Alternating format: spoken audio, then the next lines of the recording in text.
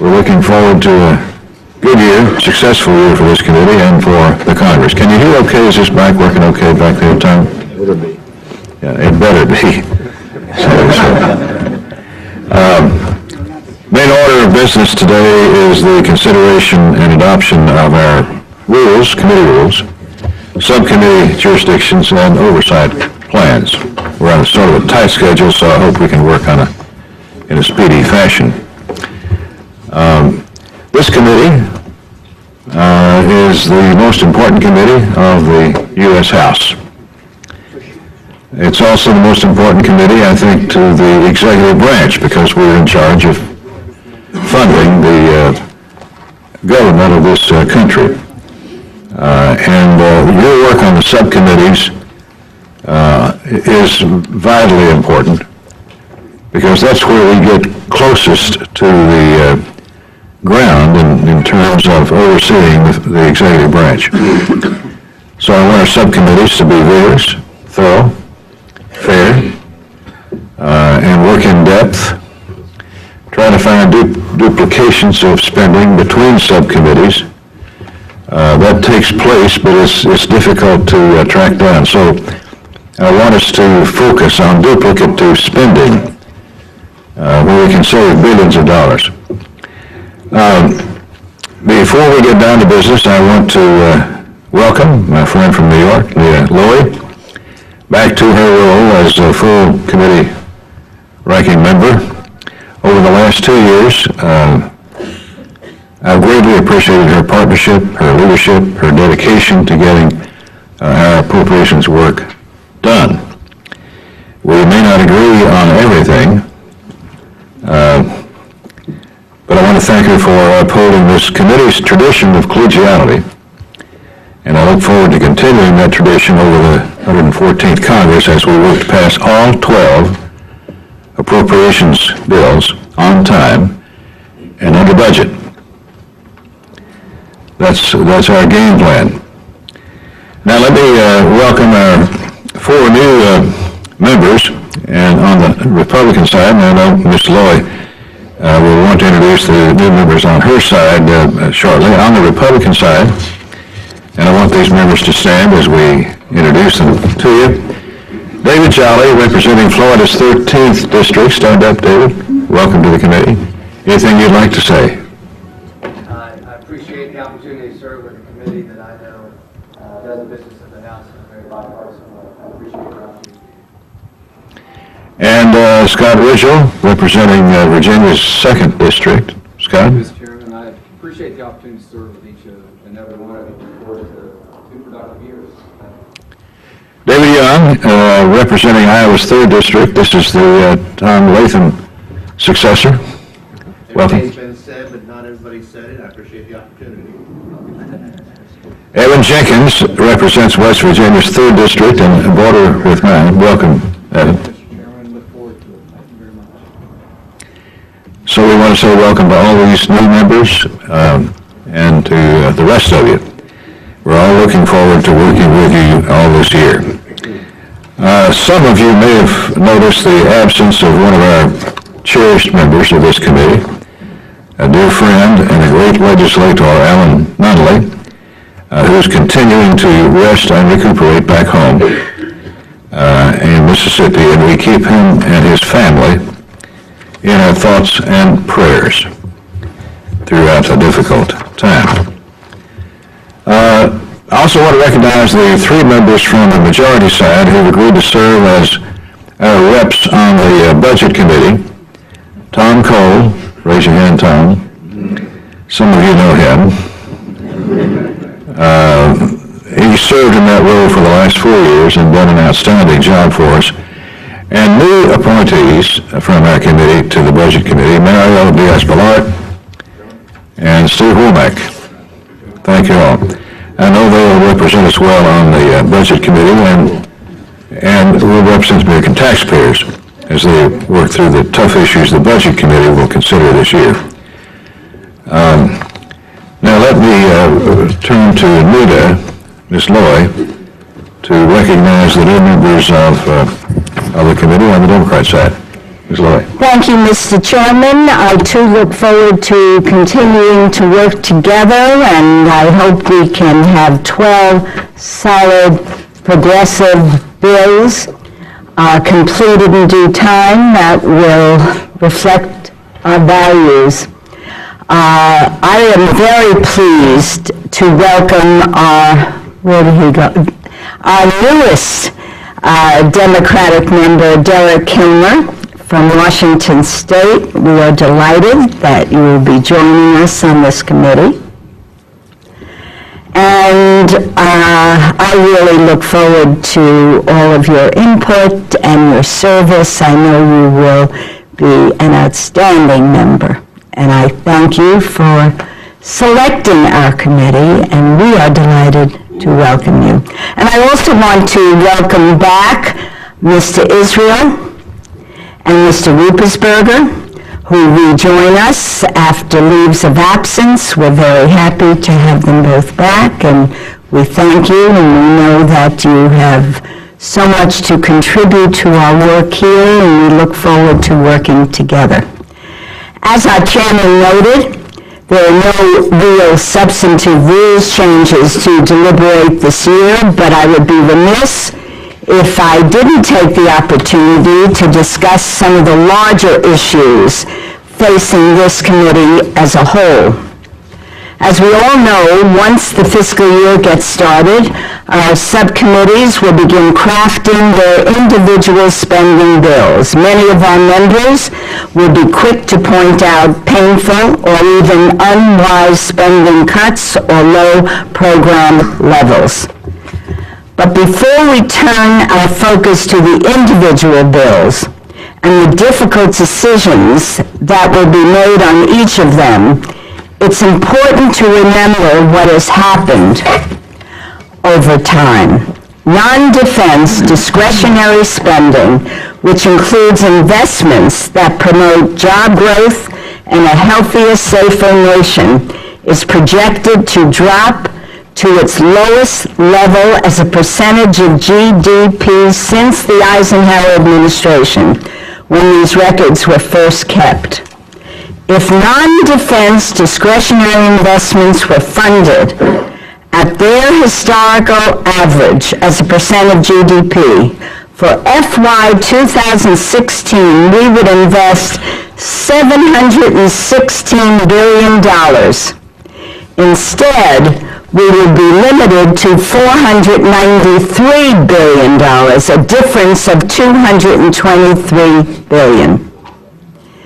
Now, what does this mean? Let's consider for a moment the investments we could double in 1 year with a historically average allocation. Biomedical research at the National Institutes of Health, training and employment grants at the Department of Labor, Head Start, child care, the 2 largest K-12 education grants, FDA food safety, law enforcement grants at the Department of Justice, and first responder grants at the Department of Homeland Security.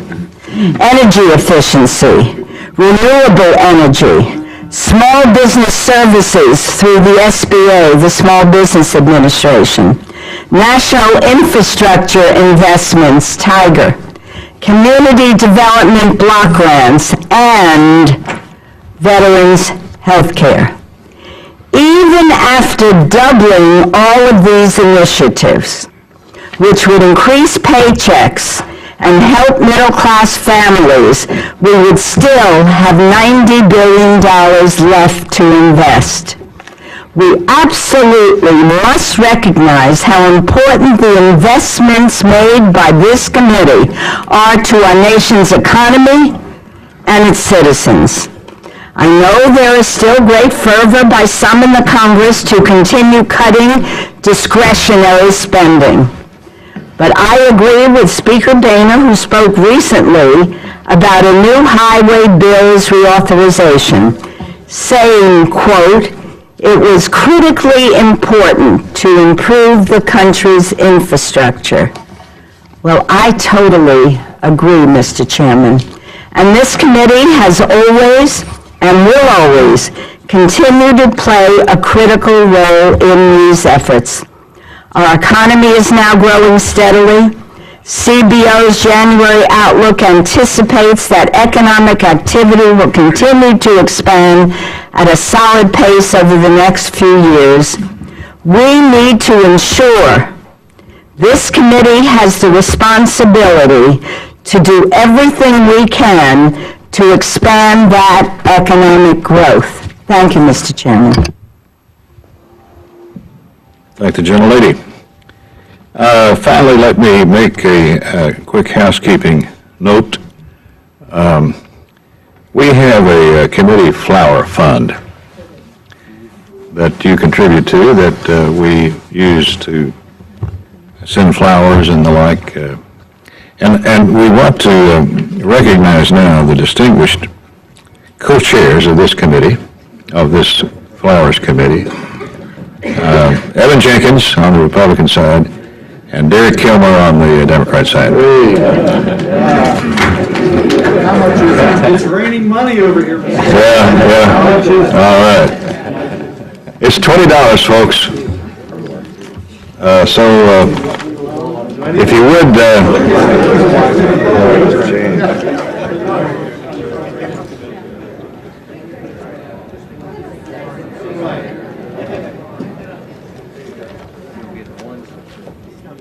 Take 5.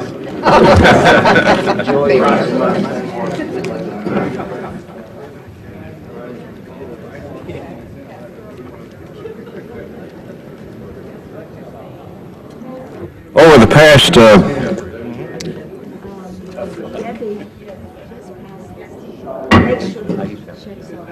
last few years, we've made real progress in getting ourselves back to regular order. Last year, the House got off to its earliest start on these bills since 1974. We passed, as you know, 7 of the bills on the floor before the August recess, but when the Senate refused to act on any of them, we let ours go, because why pass the bills on the House side when they were headed toward a certain burial on the Senate side without even any consideration. By and large, we brought our bills to the floor under open rules. Since 2011, we've spent more than 400 hours on the floor with these bills, with some 1,500 amendments to these bills. We've also made serious strides toward getting the fiscal house in order, responsibly trimming discretionary spending, while still providing for our national security, our infrastructure, and the federal programs that Americans rely on. So I want to commend you all for your efforts in making those goals a reality, and I hope that we can continue down that path over the next 2 years. In fact, in the 4 years that I've held this post, this committee has trimmed federal discretionary spending by $165 billion, while the entitlements continue to zoom skyward. But you're doing your job. The authorizers have yet to tackle successfully the tremendous growth in entitlement spending, mandatory spending, over which we have no control. So I'm optimistic this year that we will, one, work with our friends across the aisle to find common ground wherever we can, hold hearings and conduct important oversight to ensure sustainable, accountable federal programs. 3, get all of our bills on the floor under an open amendment process. And 5, complete our work in a timely fashion. And to achieve that, I ask that you all be prepared for an aggressive schedule this year, starting early, moving quickly. Our bills will focus on making the most of every tax dollar we spend, prioritizing funding where it's most needed, and continuing our efforts to streamline the federal government, weed out duplicative programs, and reduce waste. In closing, let me say that I'm honored to be able to work with all of you. We have a a good relationship in this committee. It's a collegial committee for those newcomers. We try to find the best way to do things, but we have to do things. We have no choice but to fund the executive branch. So thank you in advance for all of your hard work that I foresee for you. And we want you to know that the front office of the committee is available for your help when you need it on both sides of the aisle. Ms. Lloyd, do you have any further remarks? I don't have any further remarks. Does anybody on this side of the aisle have any further remarks? Otherwise, we will vote. Hearing none, let's turn to the business. First order is to approve the committee rules. You got the package before you showing the proposed changes to the committee rules. They're shown in italics, the changes that were circulated to you last Friday. Except for adding a couple of strategic commas, the changes conform to the committee rules in H-Res 5, the House Rules Package adopted by the House on January 6. The one change I would like to call attention to you is a new requirement for non-governmental witnesses to disclose contracts or payments from foreign governments. In addition to the federal grants and contracts they already have to disclose. Beyond that, I believe the changes are minor and the proposal will not require any changes in the way the committee functions. Ms. Lloyd? Any comments? General discussion? Anyone? Mr. Serrano? On your last point, how does the process work for disclosing those payments? Would that be part of the testimony? Would that be part of the application for testifying? I mean, it seems like a great idea, but, you know. As I understand it, the witnesses are required to file a statement 24 hours before they testify that would include this information. Is that right? Thank you. Thank you. Any further discussion? Amendments? Hearing none, are you ready for the question? All in favor of the rules? Mr. Chairman, I move adoption of the committee rules. Motion made. Discussion? Seconded. Discussion? On the question, all in favor say aye. Aye. All opposed, no. Committee adopts the rules. Now, as to subcommittee jurisdictions, you've got that before you. We make no changes, significant changes from the previous Congress or the Congress even before that. The House and Senate are 99.9% in sync on the current set of jurisdictions, and absent a compelling justification, there's no reason to propose any changes. What we have done in this document, however, is to do some further cleanup and stylistic improvements from what we did 2 years ago. You will see that a few small agencies have come and gone over time, and we've clarified further exactly which Treasury Executive Office of the President agencies fall within the jurisdiction of the Financial Services Subcommittee. We've consulted with the minority on this, as well as the others before us, and I believe we are in agreement. Ms. Lori, would you like to comment? Let me yield first. Mr. Bishop, would you mind using the microphone? By the way, you're the first to use that microphone in the whole room. It should be works. Is it on? Yeah. With regard to the Executive Office of the President, I note that in brackets, it says, which I suppose is supposed to be excluded from the jurisdiction, including Council of Economic Advisors, Office of Management and Budget, Office of National Drug Control Policy, and the White House. Are those being removed from the jurisdiction, or those will continue under the jurisdiction? Yeah. I'm told they all remain, we just didn't list them individually. Okay. Thank you. Any further discussion? Any amendments? Mr. Frelinghuysen. I move the approval of the subcommittee jurisdictions. Question is on the jurisdictions. All in favor say aye. Aye. All opposed, no. Ayes have it, the motion is agreed to. Now, as to the committee oversight plan, good God, how do you stop these things?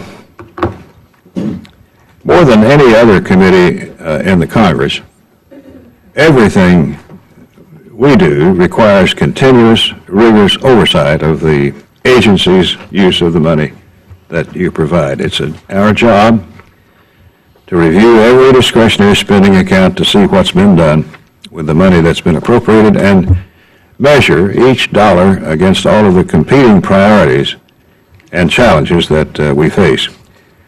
This doesn't change from year to year and is one of the constants of the work that we do. The proposed committee oversight plan reflects the importance that this committee places on oversight. It reflects a continuation of the committee's comprehensive oversight activities to promote accountability and responsibility in the way agencies spend taxpayer dollars. To reinforce the importance of agency accountability, we include this year a new reference to reviewing agency responsiveness to information requests by the Congress. Agencies need to know there will be consequences if congressional requests for information are ignored. And I want to underline that. When you request information from an agency, it's not a friendly, nice, convenient thing. It's a demand for information that's required for you to do your work in allocating federal dollars. So I want the subcommittees and the full committee, for that matter, to exact information from the executive branch and to do so expeditiously. And the agency should know, as I've said before, they will pay a price if they refuse to give you adequate information. We held over 200 hearings in the last Congress. All of you did. 1,900 witnesses. And I fully expect the subcommittees to continue with that aggressive and thorough approach to oversight in the current Congress. Any discussion on the oversight plan? Mr. Frelinghuysen. Mr. Chairman, I move the approval of the committee oversight plan. Motion is made Second. and seconded. All in favor say aye. Aye. All opposed, no. Motion is agreed to. At this point, I want to note that the necessary coordination on the committee's subcommittee sizes and ratios has been accomplished, and the majority and minority have completed subcommittee assignments on both sides of the aisle. Yes, Ms. Capter. Yes, Mr. Chairman. Mr. Chairman, and I like the new microphones, by the way. Good. I just wanted to mention on the subcommittees, looking back historically, on our side of the aisle, something important has happened this year. And I just note for history, of our 12 subcommittees, on the minority side, 6 of our chair positions, or ranking member positions, are filled by women. When I first came to the Congress, there wasn't a single woman, well, there are almost none, Virginia Smith from Nebraska, I still recall her, and of course Lindy Boggs on our side of the aisle, but 6 of our 12 will now have women as ranking members, and I say for the sake of history, that is progress for the country, and I thank you and I thank the committee. Well, we're finally getting smart. Any further comments? Well, that concludes our organizational business for today. I want to ask unanimous consent that the staff be given the authority to make technical and conforming changes to the items approved today. And without objection, so ordered. The committee stands adjourned.